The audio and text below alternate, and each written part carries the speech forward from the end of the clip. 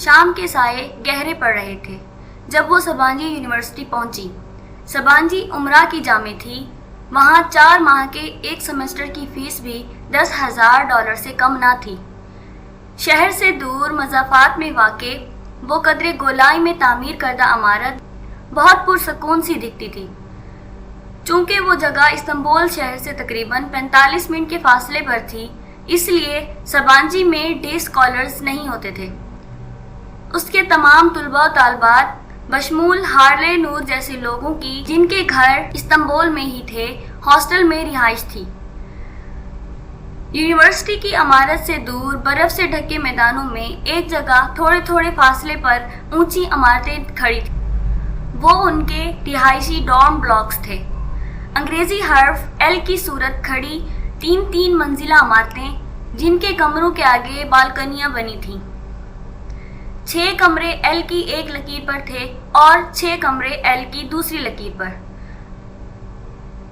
تمہارا کمرہ دوسری منزل پر ہے، حالے نے ان کا سامان گاڑی سے نکالتے ہوئے بتایا۔ حیا اور ڈی جے دوسرا بیگ گھسیٹ کر لا رہی تھی۔ ایل کی شکل کا ڈارم بلاک، جس کو حالے B1 کہہ رہی تھی، کے باہر گولائی میں چکر کھاتی سیڑھیاں کھلے آسمان تلے بنی تھیں جو اوپر تک لے جاتی تھیں۔ لوہے کی ان سیڑھیوں کے ہر 2 زینوں کے درمیان خلا تھا اور زینوں پر برف کی موٹی تہہ تھی۔ ذرا سا پاؤں پھسلے اور آپ کی ٹانگ اس گیپ میں پھسل کر نیچے چلی جائے۔ وہ تینوں گرتی پڑتی بمشکل حیا کا سامان اوپر لائیں۔ کمرہ تو اچھا ہے، ہم یہاں رہیں گے۔ حیا نے حالے کی تھمائی چابی سے اپنی ڈارمیٹری کا دروازہ کھولا اور بے اختیار اس کے لبوں سے نکلا، ہم نہیں، صرف تم، کیونکہ خدیجہ کا بلاک B2 ہے، وہ جو سامنے ہے۔ اس نے انگلی سے دور برفیلے میدان میں بنی عمارت کی جانب اشارہ کیا۔ کیا مطلب، میں یہاں اکیلی رہوں گی؟ وہ دنگ رہ گئی۔ بعد میں تم بدلوا سکتی ہو، ڈارم آفیسر سے کہہ کر۔ ابھی تم آرام کرو۔ ہر کمرے میں 4 اسٹوڈنٹس ہوتے ہیں۔ ہر اسٹوڈنٹ کی ٹیلی فون ایکسٹینشن اس کی میز پر ہوتی ہے۔ آج کل چھٹیاں ہیں، اکثر طالب علم اپنے گھر گئے ہوئے ہیں۔ تمہارا کمرہ خالی ہے، مگر تم جا کر اپنے بیڈ پر ہی سونا۔ ترک لڑکیوں کے بستر پر کوئی سو جائے تو وہ بہت برا مانتی ہیں۔ کوئی مسئلہ ہو تو میرا ڈارم بلاک B4 میں ہے، اوکے؟ مسکرا کر وہ بولی تو حیا نے سر ہلایا۔ ڈی جے نے بے چارگی سے اسے دیکھا اور حالے کے ہمراہ سیڑھیاں اترنے لگی۔ حالے سنو، اس عمارت کے پیچھے کیا ہے؟ کسی خیال کے تحت اس نے پکارا۔ حالے مسکرا کر پلٹی اور بولی، جنگل۔ پھر وہ دونوں زینے اتر گئیں۔ حیا ایک جھرجھری سی لے کر پلٹی اور اندر اپنے کمرے میں آ گئی۔ کمرہ خوبصورتی سے آراستہ تھا۔ ہر دیوار کے ساتھ ایک ڈبل سٹوری بنک رکھا تھا۔ عموماً ایسے بنکس میں نیچے ایک بیڈ اور اوپر بھی ایک بیڈ ہوتا ہے، مگر اس میں نیچے بڑی سی رائٹنگ ٹیبل تھی۔ اس کے ساتھ ہی لکڑی کی سیڑھی اوپر جاتی تھی جہاں ایک آرام دہ بیڈ تھا۔ میز پر ایک ٹیلی فون رکھا تھا۔ وہ چاروں بنکس کو دیکھتی اپنے نام کی میز کی کرسی کھینچ کر نڈھال سی بیٹھ گئی۔ وہ ایک تھکا دینے والا دن ثابت ہوا تھا، مگر ابھی وہ تھکن کی بجائے عجیب سی اداسی میں گھری تھی۔ غیر ملک، غیر خطہ، غیر جگہ اور تنہا کمرہ، جس کے پیچھے جنگل تھا، اسے جانے کیوں بے چینی ہونے لگی۔ وہ فریش ہونے کے لیے اٹھی اور دروازے کی طرف بڑھی تاکہ باہر کہیں باتھ روم ڈھونڈے، اور ابھی اس نے دروازہ کھولا ہی تھا کہ 2 کمرے چھوڑ کر ایک کمرے کا دروازہ کھلا اور اس میں سے ایک لڑکا بیگ اٹھائے نکلا۔ اس نے جلدی سے دروازہ بند کیا اور پھر لاک لگا لیا۔ گرلز ہاسٹل میں لڑکا؟ اگر پاکستان میں ہوتی تو یقیناً یہی سوچتی، مگر یہ بات تو سبانجی کے پراسپیکٹس میں پڑھ چکی تھی کہ وہ ایک مخلوط ہاسٹل ہے۔ البتہ ایک کمرے کے اندر صرف ایک صنف والے افراد ہی رہ سکتے ہیں۔ وہ بددل سی ہو کر واپس کرسی پر آ بیٹھی۔ سامنے والی دیوار پر ایک سفید اور سیاہ تصویر آویزاں تھی۔ پینسل سے بنایا گیا وہ خاکہ ایک کلہاڑے کا تھا جس کے پھل سے خون کی بوندیں گر رہی تھیں۔ خاکہ بے رنگ تھا، مگر خون کے قطرے بے حد شوق سرخ رنگ سے بنائے گئے تھے۔ اس نے جھرجھری سی لی، دوسری دیوار کو دیکھا۔ وہاں ایک لڑکی کے چہرے کا بے رنگ پینسل سے بنا خاکہ ٹنگا ہوا تھا۔ وہ تکلیف کی شدت سے آنکھیں میچے ہوئے تھی۔ اس کی گردن پر چھری چل رہی تھی اور اس سے بھڑکیلے خون کے سرخ قطرے ٹپک رہے تھے۔ وہ مضطرب سی اٹھ کھڑی ہوئی۔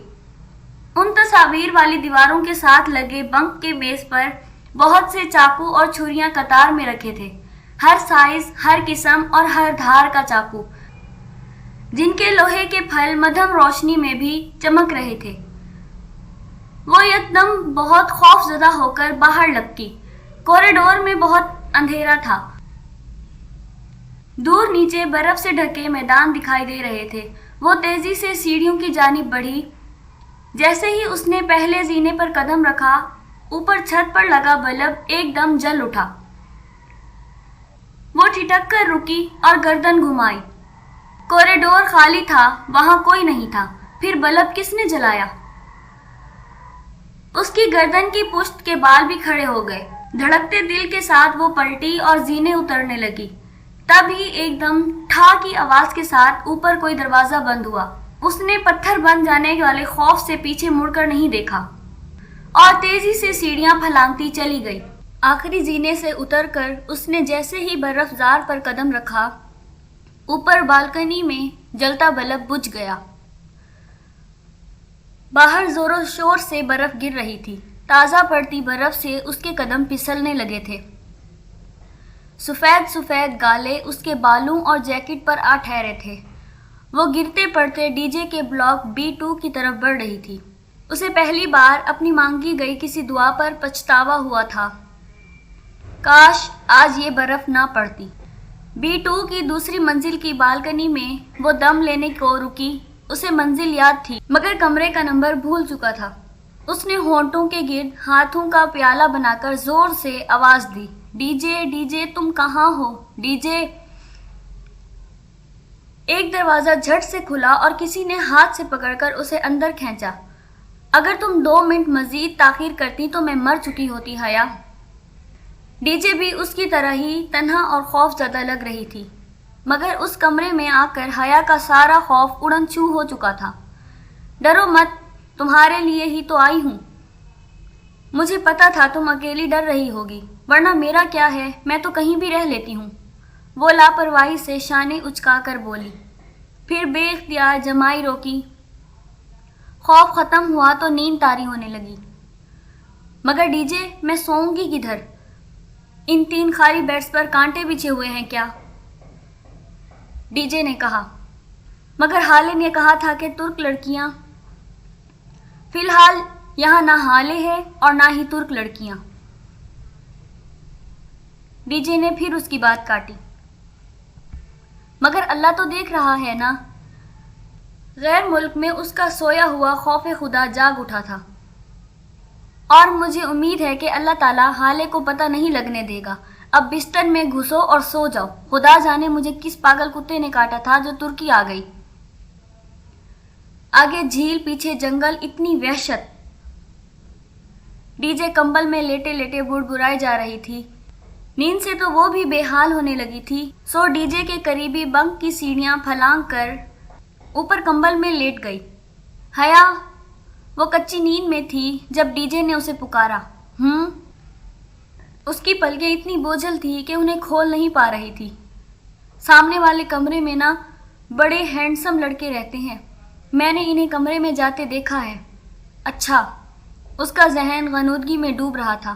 اور سنو، وہ پلاؤ اتنا برا بھی نہیں تھا، ہمیں صرف سفر کی تھکاوٹ کی وجہ سے برا لگ رہا تھا۔ اور سنو، مگر ڈی جے کی بات مکمل ہونے سے قبل ہی وہ سو چکی تھی۔